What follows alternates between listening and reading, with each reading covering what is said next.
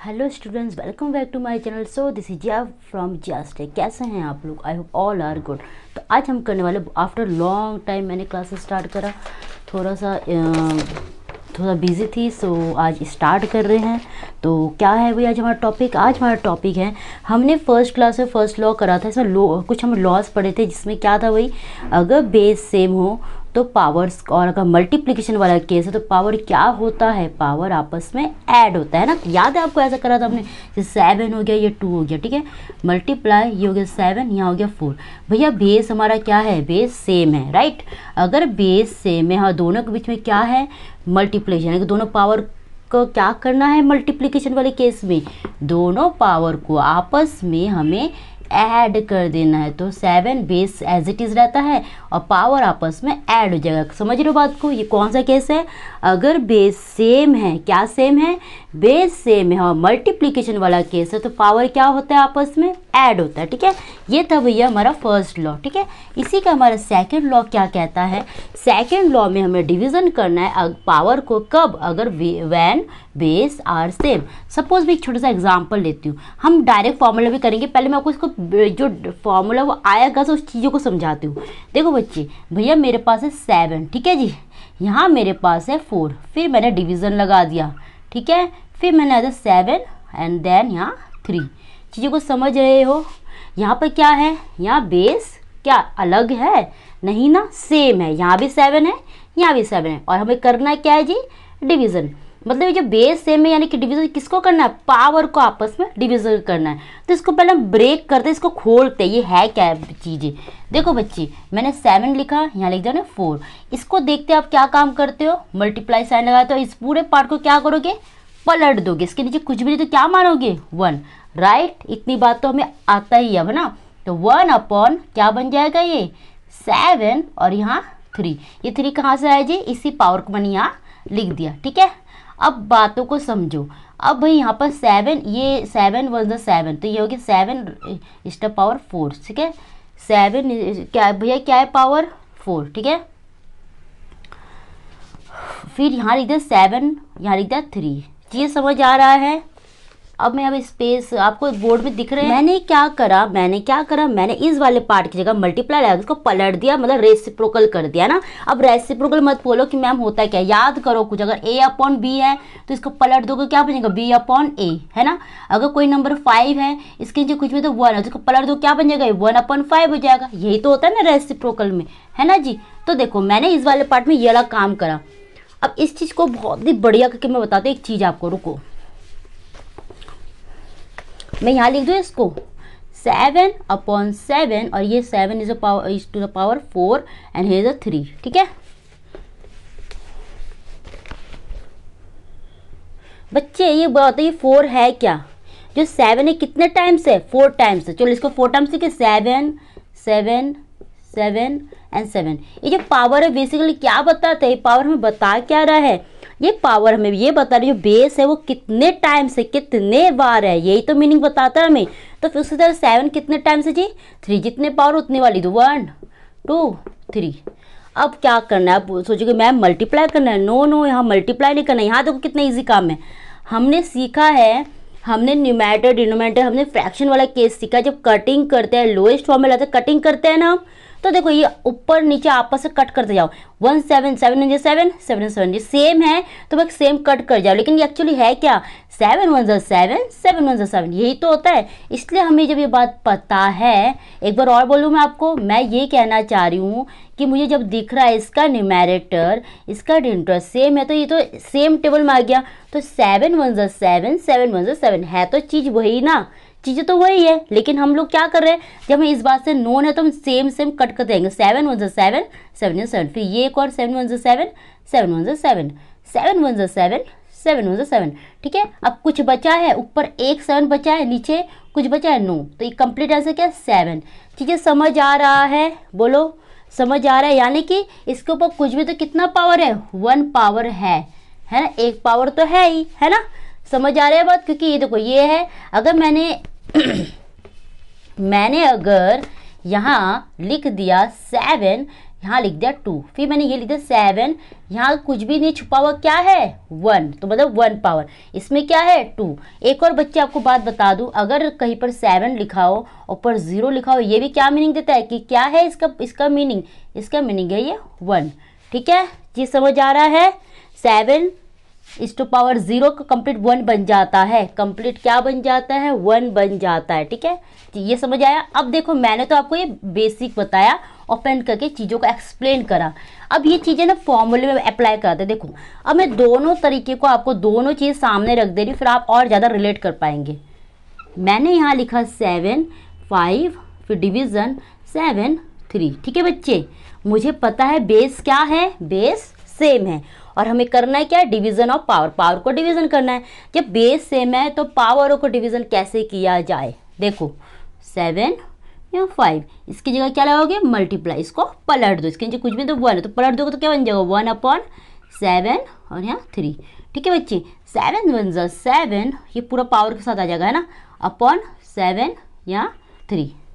अब इस चीज़ को ना दो तरीके से बच्चा करेगा। पहले वो क्या कर डायरेक्ट फॉर्मूला लगा देगा, ठीक है, अगर उसको नॉलेज नहीं है। लेकिन अगर मैं फॉर्मूला ना लगाऊँ तो क्या मैं इसको ये काम नहीं कर सकती। पहले ये 7 के ऊपर जो पावर है एक्सपोनेंट क्या बता रहा है, 7 कितने बार है, तो 1 2 3 4 5। ठीक है बच्चे, वही 7 कितने टाइम्स है 3 टाइम्स, 7 1 हो गया, 2 हो गया, 3। अब जितना जितना सब ऊपर न्यूमरेटर डिनोमिनेटर सेम ही है ना, इस केस में सेम ही है तो कट करते जाओ। 7 यहाँ एक बार कट गया, यहाँ कट गया, यहाँ दिस कितने बचे हैं 7, कितने बचे हैं जी, इसके ऊपर कुछ भी तो क्या पावर मानते हैं 1, इसके नीचे ऊपर कुछ भी तो क्या मानते हैं 1 पावर। और जब आपस में सेम है दे, अब बचा हुआ क्या पार्ट है पहले ही बताओ, बचा हुआ क्या है 7 × 7 बचा है ना, ये बचा है। हमने तो सीखा है कि अगर बेस सेम है और पावर अगर मल्टीप्लिकेशन वाला केस है बेस सेम है, मल्टीप्लिकेशन वाला केस है तो पावर आपस में क्या होता है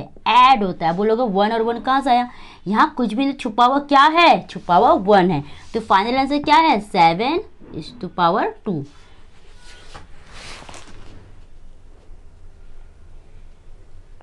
कोई दिक्कत बोलो, कोई दिक्कत तो है नहीं। चीज़ें ये फर्स्ट लॉ वाला यूज़ आ गया। आपको लॉज का इतना ज़्यादा नॉलेज होना चाहिए, इतना एक्सपर्टाइज होना चाहिए आपको इस चीज़ में कि आप देख के कहाँ अप्लाई करना कर देना है ना। ये देखो था चीज़, ये बन ये गया क्योंकि हमने इस तरह करा है ना। अब ये था भैया बच्चा एक्सप्लेन करके दिखा रहा है। अब मैंने कहा मुझे एक्सप्लेन नहीं करके दिखाओ, डायरेक्ट फॉर्मूला लगाओ। डायरेक्ट फॉर्मूला बेसिकली है क्या जी, अब देख रहे हो ऊपर वाला पावर और नीचे पावर आपस में कटिंग हो रहा है, घट होके घट रहा है, मतलब माइनस हो रहा है। तो इसका डायरेक्ट फॉर्मूला ये है जी, देख लो ए डिवीजन ए, यहाँ हो गया m, यहाँ हो गया n। ठीक है, ये फॉर्मूला ये है, देखो a m माइनस n, ये है डायरेक्ट फॉर्मूला। अब इस क्वेश्चन के ऊपर अप्लाई कराते हैं। देखो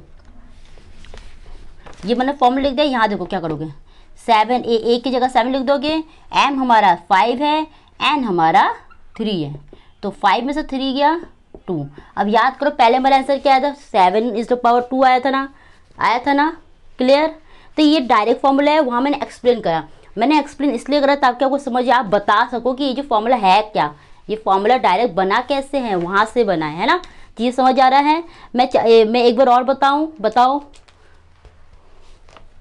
मुझे। देखो आपको क्वेश्चंस नहीं कराने, मुझे आपको क्वेश्चंस के रीजंस बताने कि कहाँ की अप्लाई करो, आपको सॉल्यूशंस को खुद कर सको, ऐसा कुछ बताना है ना। तो मैंने यहाँ आपको ये चीज़ें बता दिया। और करे 10-12 क्वेश्चन तो नहीं, 4-5 और कर लेते तब आपको और समझ आएगा। मैं दोनों तरीका आपको अप्लाई करा दूंगी। ठीक है, यहाँ हो गया 9, यहाँ हो गया 3, डिवीज़न 9, यहाँ हो गया 2। ठीक है, मैं यहाँ दोनों चीज़ें अप्लाई करती हूँ।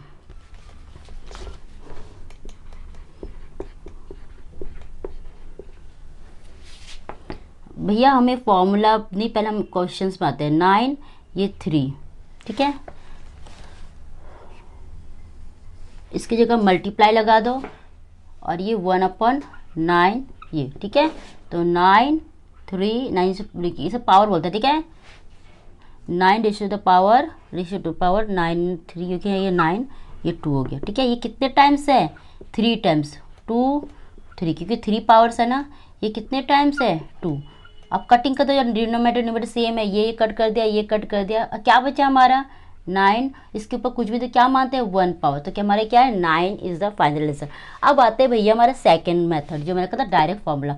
डायरेक्ट फार्मूला का हमने क्या जगह ए m माइनस एन, ठीक है। हमारा a क्या है 9, ठीक है, और हमारा m क्या है 3, n क्या है 2, तो ये 9 लिख दिया, 3 पे से 2 गया 1, तो this is the final answer. क्या दोनों सेम नहीं है, सेम ही तो है, बस यहाँ मैंने आपको एक्सप्लेन करके दिखाया, वहाँ आपने डायरेक्ट फॉर्मूला लगा दिया।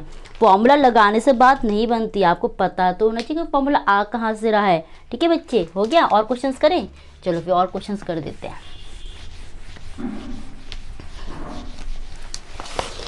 मैं एनसीईआरटी से कुछ क्वेश्चंस लेती हूँ।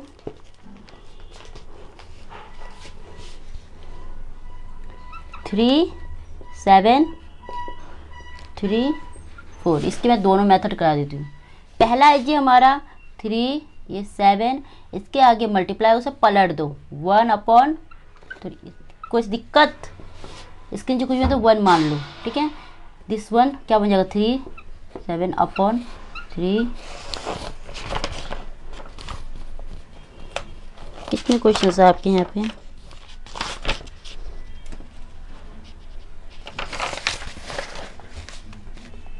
ठीक है। ये यहाँ पर आप क्या 3 रेज टू द पावर 4, ठीक है जी। अब मेरे बच्चे ये है क्या 3 कितने टाइम्स है 7 टाइम, तो लिखो 3 1 हो गया, 2 3 4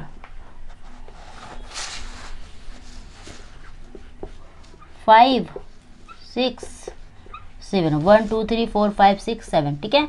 अपॉन ये कितने टाइम्स है 3 रेज टू द पावर 4, यानी कितने टाइम्स है 4 टाइम्स, 1 2 3 4। अब जहाँ जहाँ न्यूमरेटर डिनोमिनेटर सेम वहाँ कट करते जाओ, 3 3 3 3 3 3 3 3, ठीक है। कितने बचे ऊपर, कितने बचे 1 2 3, 3 कितने बार बचे बताओ, 1 2 3 टाइम्स बचे है ना, तो ये 3 अपॉन इसके नीचे कुछ भी नहीं तो 1, तो फाइनल आंसर क्या है 3 रेज टू द पावर 3। चीज़ों को समझ रहे हो, देखा जाए तो इसके ऊपर क्या है 1 है, ये 1 है 1 है, हमें पता है बेस सेम है, मल्टीप्लिकेशन का केस है तो पावर ऐड हो गया। अब इस चीज़ को भी मैं आपको और बढ़िया करके बताती हूँ। सपोज पहले मैं इस वाले पार्ट को ले रही हूँ, ठीक है, तो क्या होगा 3 बेस सेम है तो क्या होगा पावर आपस में ऐड होगा, तो क्या बन गया 3 रेज टू द पावर 2, फिर मल्टीप्लाई ये वाला पार्ट रह गया, अब इसको भी लगा दो 3 रेज टू द पावर 1। अब बेस सेम है तो 3 लिख दोगे, पावर क्या होगा आपस में, पावर आपस में ऐड होगा। मैंने यहाँ भी आपको खोल के चीज़ें दिखा दिया, ठीक है, तो वही काम हमारा ये आंसर हो गया। ये था भैया हमारा एक्सप्लेनेशन मेथड, जिसमें अच्छी तरह एक्सप्लेन करा। अब आता है डायरेक्ट फार्मूला। डायरेक्ट फार्मूला है ना, तो भैया डायरेक्ट फार्मूला क्या है जी हमारा, डिस्टर को भी अभी गिरना होता है, अरे भैया बेस सेम है तो आपस में यहाँ लिख दो, बेस सेम है तो ये क्या होगा डिवीजन केस में पावर माइनस होगा, तो ये 3 7 माइनस 4, तो आंसर विल बी व्हाट 7 में से 4 गया 3, तो this is the final answer. अब ये चीज़ है क्या, ये बेस है, ये एक्सपोनेंट है, ये एक्सपोनेंशियल फॉर्म है ना, और ये क्या बता रहा है, ये 3 कितने टाइम्स है 3 टाइम्स, ये भी तो ये मीनिंग दे रहा है ना, ये भी तो ये मीनिंग दे रहा है। तो इस तरह ये हमारा सेकेंड लॉ है, जिसमें बेस सेम हो और डिवीज़न वाला केस हो, तो हम कैसे करते हैं, पावर्स का क्या रोल होता है। हमने इससे पहले करा था, अगर बेस सेम है और मल्टीप्लिकेशन वाला केस है तो पावर क्या होता है आपस में ऐड होता है। एक बार और मेरे को याद दिला दूँ कि अगर बेस सेम है और मल्टीप्लिकेशन वाला केस है तो पावर क्या होगा, पावर आपस में ऐड होगा। सेकेंड लॉ हमारा कहता है अगर बेस सेम है लेकिन कौन सा केस है, डिवीज़न केस है, और तो ये m ये n, तो क्या होगा हमारा जी पावर आपस में माइनस होगा। ये अभी तक हमने 2 लॉ कवर करा है, इसी का हमारा थर्ड लॉ है, वो भी हम कवर करेंगे ऑन नेक्स्ट क्लास। तब तक के लिए क्वेश्चंस को करें, वीडियो को लाइक करें, शेयर करें, सब्सक्राइब करें और मज़े में रहे। Thank you and have a